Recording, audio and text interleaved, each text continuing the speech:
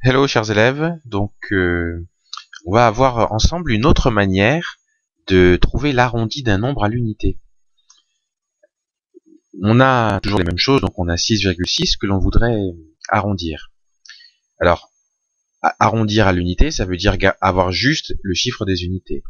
Tous les chiffres qui sont après, on les met pas.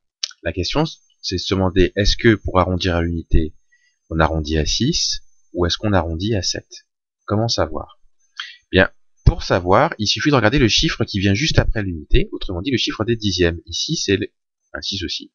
Bien, quand ce chiffre est plus grand que 5, eh bien là, on arrondirait l'unité, on l'arrondirait au nombre qui est supérieur, autrement dit à 7.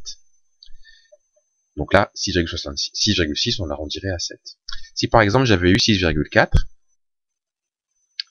en regardant le chiffre qui vient juste après les unités, autrement dit le chiffre, là c'est 4, 4 est plus petit que 5, et bien du coup, mon nombre, je l'arrondis non pas à 7, mais à 6. Dès que c'est plus petit que 5, on arrondit, on laisse le nombre tel qu'il est, on arrondit à 6 donc.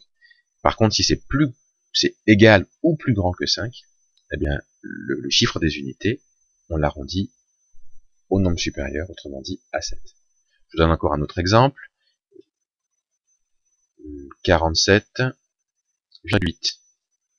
Alors, on va l'arrondir ou à 47 ou à 48, puisque c'est le principe de l'arrondi. Lequel choisir? Bien, en fait, on regarde le chiffre des dixièmes, donc qui vient juste après l'unité. Comme il est plus grand que 5, bien, je ne vais pas arrondir à 47, je vais arrondir au nombre qui est supérieur, autrement dit à 48. Donc là, l'arrondi de 47,8, eh bien, c'est 48. Donc voilà une autre manière de trouver l'arrondi d'un nombre.